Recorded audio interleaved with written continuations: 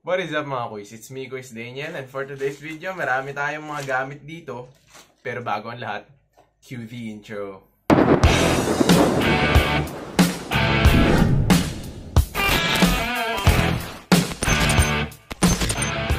What is up mga kuys? So, medyo natagalan bago ko ma-shoot tong video na to at as of now, hindi ko pa nabubuo si Quicksilver, no? Nakatenga pa yung frame niya doon at yung mga piyesa niya sa labas. Kasi may mga hinintay pa akong mga parcel, mga piyesa na galing sa online shop.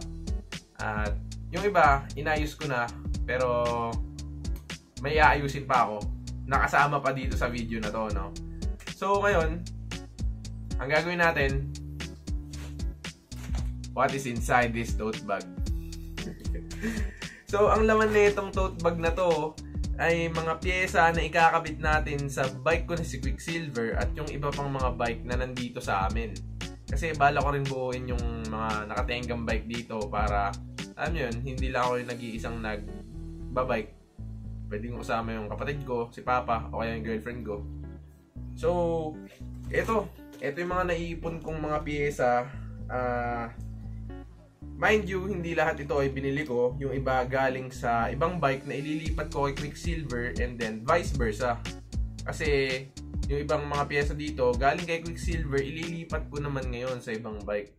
Unang-una sa lahat ay ang ating RGO tubeless rim tape na nabili ko sa halagang 102 pesos. Hindi pa kasama yung shipping fee. Ito ay 27mm pero ang rim natin ay 32mm. Sabi nung napagtanungan kong seller, ay pwede naman daw gamitin ito dahil hindi ko naman gagamitin sa tubeless. Kumbaga, ito lang yung gagamitin ko pantapal o pantakip doon sa mga butas ng rim para hindi magkaroon ng pinch flat. Bakit nga ba itong napili kong bilhin kaysa yung mas mura na rubber rim tapes? Simple lang, dahil madikit ito at hindi basta-bastang lumilihis sa rims kahit na wide rims pa yung gamit natin. Ang downside nga lang nito ay kapag ka magpapalit ka ng rayos o magpapalit ka ng hub sa iyong wheelset, ay kailangan pantanggalin at palitan ng bago, hindi katulad ng mga rubber rim tape na pwede mong isalpak ulit. Bakit di na lang ako gumamit ng electrical tape? Baka mas mura pa, di ba? Based on my experience, nung gumagamit pa ako dati ng electrical tape or duct tape bilang rim tape, ay mayroong mga naiiwan na malagkit o madikit na substance sa rim na mahirap tanggalin. Hindi katulad nito na kapag tinanggal mo ay kasama na rin natatanggal yung kanyang dikit, or kung meron mga naiiwan ay madali lang itong tanggalin gamit ang alcohol. Next natin ay clear glossy bike skin na nabili ko sa halagang 99 pesos, hindi pa kasama ang shipping fee. Ito ay pre-cut na or hindi mo na kailangan pang magputol o maggupit ng bike skin at isasalpak mo na lang sa bike mo. Pero minsan, sa mga sulok-sulok, kailangan pa rin gupitin para sumakto. Dahil hindi naman lahat ng bike ay pare-pareho ng sukat. So, bakit nga ba bumili pa ako ng bike skin? Sa mga hindi nakakaalam ay kulay puti na po ang frame ng bike ko. At makakatulong itong bike skin upang maproteksyonan nito laban sa mga gasgas at dumi. At isa pa ay mapoproteksyonan nito ang mga decals na nakalagay sa bike ko upang hindi basta-basta matuklap. Next naman natin ay ang stem. Hindi ito bago, galing ito dun sa bike na binuo ko nung pandemic pa. At sad to say, hindi na siya nagagamit kaya kinuha ko muna at ilalagay ko kay Quicksilver. Medyo luma na siya kaya pininturahan ko. Pero okay pa naman, goods pa naman, magagamit pa. Yun nga lang, kinakalawang na yung mga bolts niya. Ayan. So, hindi ito masyadong mahaba, hindi rin masyadong maikli, hindi masyadong negative, at hindi masyadong positive. Sakto lang. Kaya magandang gamitin to para sa bike build ko. Next naman natin ay ang lever boots or lever grips. Mas kilala ito sa tawag na sticky fingers. Hindi ko alam kung brand niya yun o nakasanayan lang na tawag, pero para sa akin, lever grips ang tawag dito or lever boots. Na nabili ko sa halagang 22 pesos per pair at bumili na ako ng dalawa kasi kakabit ko to doon sa bike ng kapatid ko kapag binuo ko na ulit. Matagal na akong gumagamit nitong lever grip na to at masasabi ko na ito ang pinaka-the best na nabili ko na bike accessory na inilagay ko sa bike ko. Dahil nakakatulong ito upang mag-grip mo ang preno ng mas maayos at mas malambot sa kamay dahil hindi mo basta-basta nahahawakan yung metal dahil nakokoveran nito. Next naman natin ay ang bottom bracket ni Quicksilver.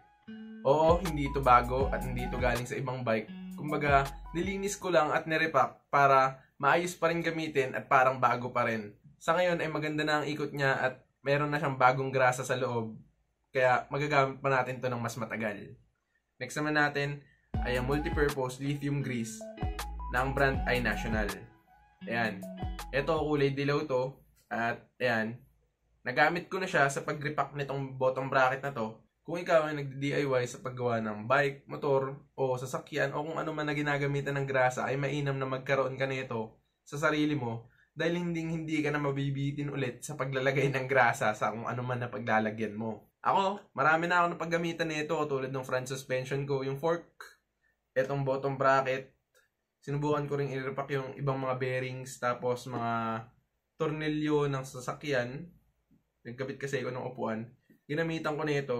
At ngayon, konti pa lang naman yung nababawa sa kanya at napakarami niya pa. Ayan. So, tatagal pa sa akin siguro to ng mga taon pa. Next naman natin ay ang Roswell Rubber Chainstay Protector. Na nabili ko sa halagang 80 pesos, hindi pa kasama ang shipping fee. Ano nga ba ang chainstay protector? So, nasa pangalan niya na. Pinoprotektahan niya ang chainstay ng bike mo laban sa chain slap para hindi magkaroon ng gas-gas ang chainstay. At isa pa, nababawasan din nito yung ingay na dala nun. Dahil nga rubber ito, pag pumapalo yung chain dito, ay na-absorb niya yung ingay at mas tumatahimik yung bike mo. Next naman natin ay ang headset from Ragusa. Nabili ko siya sa halagang 193 pesos, hindi pa kasama yung shipping fee. Ito ay seal bearing na. Ayan, ito yung bearing niya. Ayan. So, may seal siya, kulay pula. At ito ay non-tapered. Kulay black din yung binili ko na set. Ayan. Kasi bala ko dun sa bike ko, since nag-repaint na ako, ay mag-stick na lang ako sa black and white concept. And then may konting silver. Ito, kapag bumili ka ng headset, syempre may kasama ng star nut or flower. Ayan. So magagamit ko to kasi na-lost thread yung star nut nung isang bike dito na binubuo ko rin. Next naman natin ang KMC X9 na chain na nabili ko sa halagang 293 pesos. Yes, fake siya. Pero based on my experience, matagal naman tong KMC na to kahit na peke. Kasi hindi ko naman ginagamit sa trail or ginagamit sa pangmalayuan. Dahil ngayon medyo dito na lang at gagala na lang yung bike. Ito, ikakabit ko dun sa bike ng kapatid ko. 9 speed lang to. Yung bike ko 10 speed na. Ilalagay ko to dun bago to. Ayan. Next naman natin ay ang MacZone na 1142 tip na 9 speed na cassette or cogs, kung ano man tawag nyo. Galing to kay Quicksilver dati. Nung in-upgrade ko si Quicksilver ng 10 speed, hindi ko na nagagamit to. Kaya ilalagay ko dun sa bike ng kapatid ko. Dahil bulok na o kinakalawang na yung cassette. Dahil stuck yung cassette na nakalagay dun. At kasama na rin ito, ayan. 9 speed parehas. Kasama na rin yan. At magagamit ko to dun. Sa pagkakatanda ko, ang bili ko yata dito ay nasa 700 pesos or 600, 500, ganun yata eh. Next naman natin ay ang Decas chainring. Ito. Bumili ko ng bagong chainring dahil ikakabit natin dun sa bike ng kapatid ko kapag binuo ko na yun. Bumili nga ako nito. Syempre, bumili rin ako nito. Tapos, ito gagamitin natin. Although, hindi naman to ganong gamit. Itong kanya na to. Hindi siya ganong nagamit dahil na-stuck yung bike ko at nagpalit na rin ako ng 10 speed na cassette agad. Next naman natin ay ang Ragusa spokes. So, nabili natin sa halagang 103 pesos lang plus shipping. At ang kagandahan dito ay gumagamit na siya ng black nipples imbis na aluminum nipples lang na yung parang bakal lang or silver lang yung design. Ito nakakadagdag siya sa stealth design niya. At 27.5 nga pala yung size niya. Ayan, Ragusa. Next naman natin ay ang Easy Do na silver na 6 poles na hub. Ayan, 32 holes. Tapos meron siyang 6 holes para sa rotor. Ayan. Ito yung sound check niya. Ayan, so as you can see, medyo maingay siya kasi 6 poles nga siya. Galing siya dun sa bike ng kapatid ko. Yung ginamit ko nung first vlog ko dito sa YouTube. At ikakabit ko siya ngayon kay Quicksilver. Kasi silver nga siya, di ba? At babagay siya sa concept ko na black, white, and silver. Next natin, bumili tayo ng bagong bumili tayo ng bagong dropout or RD hanger. Ayan. Ito. medyo mahirap mahanap yung dropout nung bike ko. Kasi hindi ko alam hindi siya common. Next naman natin, seat clamp na bolted. Ayan, mahaba nga yung bolt na nailagay ko dito, yung bolt ng ng stem Ito ganyan Ay kahaba di ba? Ito yung nailagay ko yung bolt ng stem kasi yung bolt nito ay bumilog na. Sakto, kasya naman to. Alam ko ano to 5mm. 5mm yung size ng bolt. At kasya naman. Ayan, medyo mahaba lang. Puputulan ko na lang. Gagrinderin ko na lang tong dulo. Kapag kakabit ko na. Ayan, galing to sa bike ng kapatid ko. At hindi niya ginagamit kasi nga papalit-palit siya ng height ng saddle o ng seat post. Pero ilalagay ko to sa bike ko kasi black siya. Ayan. Hanggat di pa ako nakakabili ng clamp na kinaklamp lang, ito munang bolted. Next naman natin ay ang seat post dust cover. Galing to sa kay Quicksilver din. Matagal ko nang hindi ginagamit to. At as you can see, madumi siya. Ayan, ang purpose niya ay para hindi pasukin ng dumi yung loob ng seat post mo o hindi pasukin ng tubig. Lalagay mo to dun sa may ibabaw ng seat clamp. Ayan, nakaganyan siya dyan. Ayan. Isa ring purpose nito ay para hindi dulas ng dulas yung seat post mo kapag hinihigpitan mo tong seat clamp mo. Kasi kadalasan kapag nilalagay mo yung seat post mo ay hindi pa mahigpit to, dulas siya ng dulas o gumagalaw siya up and down. At mababawasan nito yung pagiging madulas ng seat post para madali siyang maikabit at maayos. Last natin ay ang in-speed na straight handlebar na may konting back sweep. Hindi ko alam kung 6 degrees. Pero sabi ng seller, 7 degrees daw. Ewan ko, 1 degree lang naman yung pinagkaiba Pero, ayan, may back sweep siya.